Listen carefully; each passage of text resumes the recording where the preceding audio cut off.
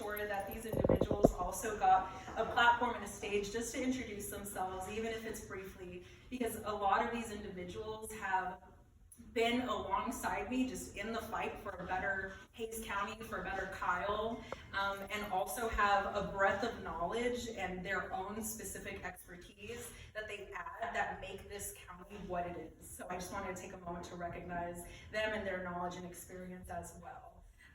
But now to get to the main focus, just kidding, why we're here. In case you didn't know, my name is Claudia Zapata, and I'm running for Kyle City Council District 3.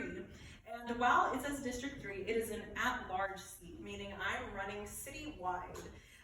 And I am very, very excited to be doing so. I wanted to share a little bit more about my experience and my background. I feel like I've met a lot of individuals because I'm a huge community organizer and advocate. I would say especially for immigrant rights, workers' rights, especially. And that intersection, shout out Workers' Defense Project, for a lot of the organizing work that we do for labor and immigrants. But I also wanted to share a little bit about the experience that I have coming on before that. So for those that don't know, I got started working for the state at the Texas Health and Human Services Commission. So if you've worked for the state, my heart also feels your heart, because it's both a blessing and a curse at the same time. And I started off working disaster recovery assistance with Hurricane Harvey.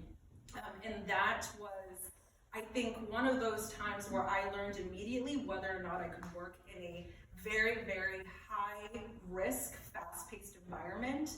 And while there were the ebbs and flows and pains that come with regular disaster recovery work, I feel like I was able to maintain and be able to coordinate a ship enough that people got the assistance and resources that they needed. And then after that, I actually worked with long-term care regulatory services. So a lot of the policy, rules, and training, surveying, and architectural development that it takes for us to be able to service our aging populations, whether it's like nursing facilities, adult daycares, adult foster care, assisted living facilities. Those are areas in which I got to work in and help implement bills on the back end after they pass a legislator. They go down to your state agencies and they have to be implemented at that level. And that's an entirely new process. Now, not just the people that are aging in place, but also to their caretakers, to those that are looking after them. Because I believe that together we can build a Kyle that not just takes care of one individual, but that can take care of all of us holistically. After that, I started working for the Office of Performance Management and Data Analytics. Which I absolutely have no background in data analysis, data science, so I just dove headfirst into a whole bunch of tech jargon that I knew nothing about. But it was an area that I think really, really helped me develop and fine-tune some of my analytic and implementation skills. So one of the things that I'm most proud of is actually helping start the first executive steering committee for data governance that the HHS system has seen. And a big reason as to why that's important is because if you have a lot of these state agencies and departments that collect data in different ways, some store them in a Google Doc, some store them in an Excel spreadsheet, and some actually have actual databases. If these tools do not connect, then you can't tell the data-driven story that you're trying to tell. And that's when I became really passionate about data-driven decision making. And that's something that I also hope to bring to the dais. After that, did some anti-displacement work with a nonprofit in Travis County. So I am a huge advocate for being able to find policies that keep our working people where they're at and to prevent them from getting pushed out. And then after that, y'all know kind of the rest of the story from there. I ran for Congress, which was, a time was had on that run. Ran for city council. Have been involved in organizing ever since, and now I'm deciding to run again. But I at least just briefly also wanted to go through the reason as to why I'm running and what I think is unique about me that I can bring to the dais. So one of my main goals and one of the things that I think is most important that we focus on in this next term is our roads, our sidewalks, and our school routes. We do have our 2022 road bond projects that are moving full steam ahead, and they're actually moving fairly quickly. I would like to be able to join council and continue making sure that we move on time and in progress and on track, because the longer that we take to implement those projects, the more expensive it becomes, because just the cost of goods, services, all of that just increases year after year. I also think it's important that we address our sidewalks or lack of them here in Kyle, especially around our schools. So like for those that don't know, hometown Kyle, which is literally right across the street, lost their bus. There's no more buses that go into that neighborhood to take kids to and from school. So it's like now I wake up in the mornings and like I will see young kids like walking along Old Stagecoach Road, which is terrifying. Like as an adult, it's terrifying. So I can just imagine for our young kids who are also making these walks like in the early mornings. So I want to make sure that we prioritize a lot of that school route safety to protect our kids first and foremost.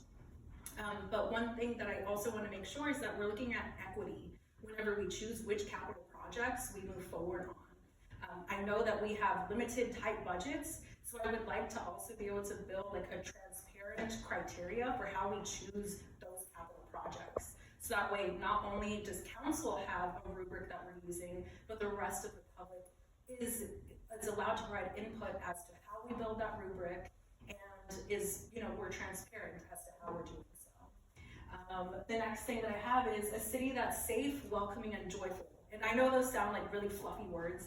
And while I love fluffy words, I like to be able to talk about the actions behind them. So in short, this means like expanding our parks and welcoming like the Vibe Trail system, making sure that we have walkability. Like I would love to have a Kyle downtown area that has like these cute restaurants and boutiques and that are filled with like local businesses that we can support and love.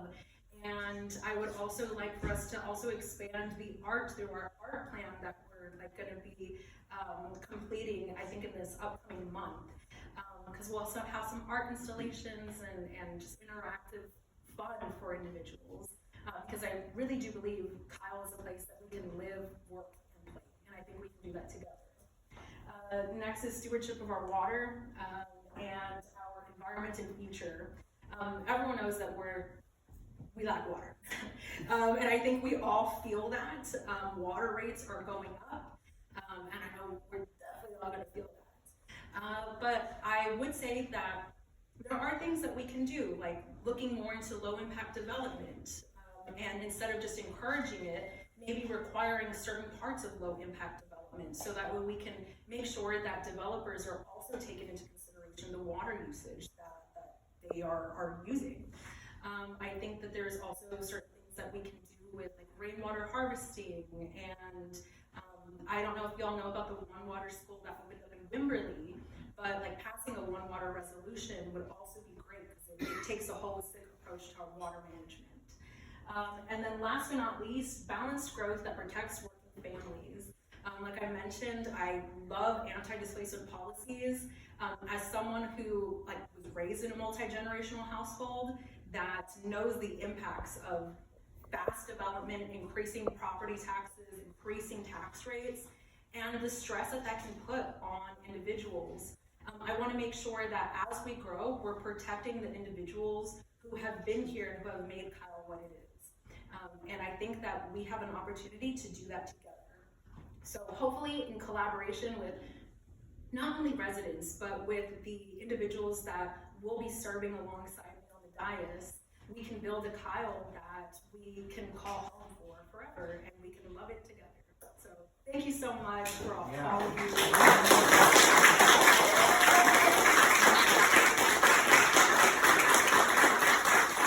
I have a habit of rambling, so I was like looking for someone to give me like the